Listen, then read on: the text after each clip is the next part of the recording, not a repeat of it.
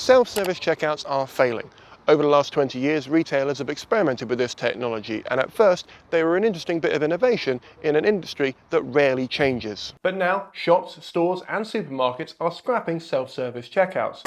Let's look at what they were meant to achieve, why they haven't, and the doorman fallacy. Part 1. Why self-service failed. In order to work out why self-service checkouts have failed, we first need to work out why supermarkets have spent thousands, if not millions, of sweet, sweet Benjamins on these machines. For my English viewer, that's sweet, sweet King Charles is. The short answer is money.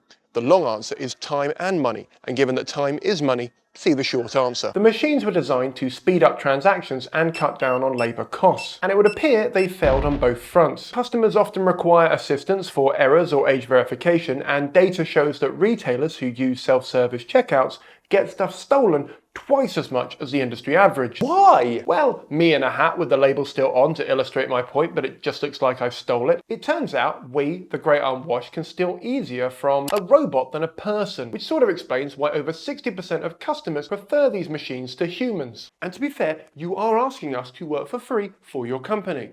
We deserve a little discount. The pandemic made their appeal spike again, because it turns out when people are scared to go near other people due to an airborne virus, making small talk with Sue on checkout 2 isn't high on their priority list. The appeal had very little to do with the machines themselves and more to do with not dying.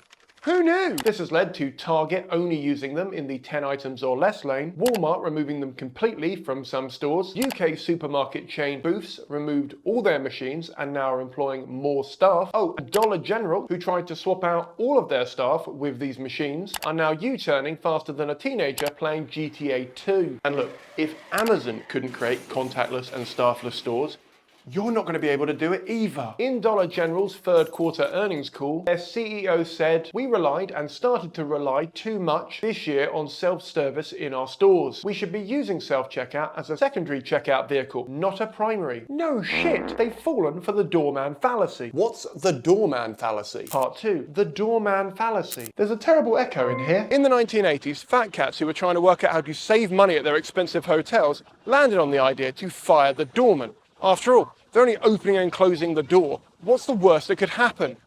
During that same time, consultants who definitely didn't have a vested interest in selling automatic doors said, "Hey, if you buy our automatic doors, people can let themselves in." Picture the monorail salesman from that legendary episode of The Simpsons. But instead of increasing the hotel's profits, it actually cost them money and lost them sales, because surprisingly, if you're paying £300 or more per night, you want the personal touch. It's the same thing with sex workers.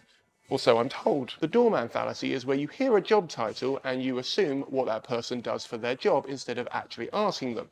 You see, the owners of the hotel heard doorman and assumed all they did was open and shut doors all day, when in reality they also keep the front entrance clean, greet guests upon arrival, give the guests directions to whatever landmark they want to go to, discourage loitering and illegal behaviour. They also give the hotel a heightened sense of prestige and perceived value, and more.